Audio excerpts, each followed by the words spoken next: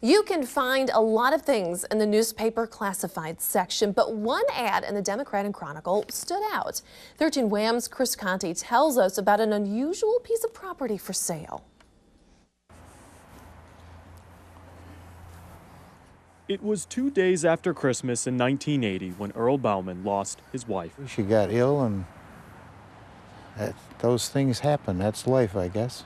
Half of their lives were spent together. And she was buried on a very cold, wintry day. Years went by, seasons went by, and things changed. And none of the surrounding area was landscaped as it is now or anything.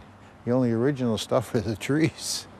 As time continued its relentless march forward, Earl's heart did much of the same. A few years after Geraldine had passed, he remarried. I would believe that she would go along with it.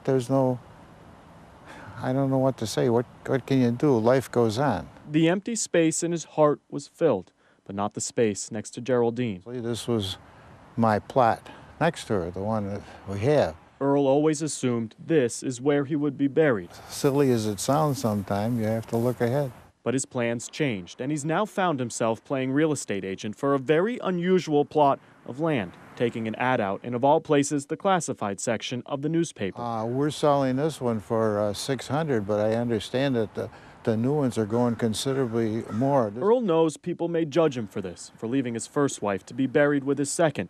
It's hard to judge a man, though, until you've stood in his shoes. If somebody's in the same situation I'm in, and they can use it, why let it go to waste? Chris Conti, 13 Wham News.